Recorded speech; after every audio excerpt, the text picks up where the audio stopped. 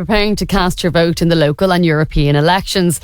Issues like housing in Europe, housing and immigration seem to be topping the list of concerns for people, but perhaps you're one of those listeners that the pro-life issue is something that's of importance to you. But what difference can a local councillor or indeed an MEP make on this issue?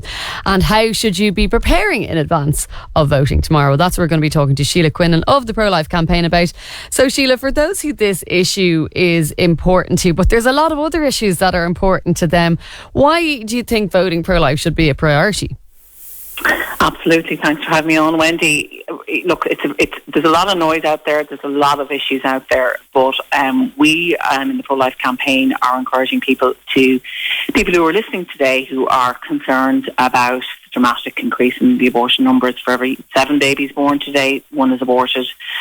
We've had over 40,000 abortions since abortion's been legalised. So for anyone who, that's their top priority, we're encouraging people to vote pro-life, because really, if we do want to see change, if we want to bring around a change in the political climate, we essentially need to vote political candidates at both local, national and European level. What sort of a difference, Síle, though? Let's just start with the local council. Yeah. I mean, what difference can a county councillor make on the pro-life issue? Yeah, and that's a very good question. I mean, I suppose, first of all, when you look at the culture, I mean, it's very important. When we vote, we are essentially creating, the political culture of the future, and that does matter.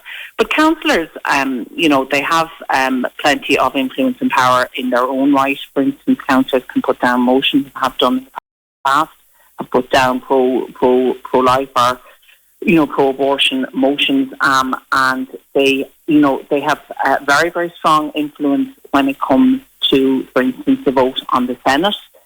Each councillor can vote for the 5 different panels, voter panels when it comes to electing the Senate. So they have a very important role there. And also, I suppose the councillors of today can often be the future, the TVs of tomorrow. So I think it's very, very important to bear that in mind. But when we're talking about, say, bringing in measures that might support women in crisis pregnancy and support them that, the influence at a local level can really play a part in that. So absolutely, it's very important to think about, to think who your councillors are, and councillors that would be pro-life to consider voting for them.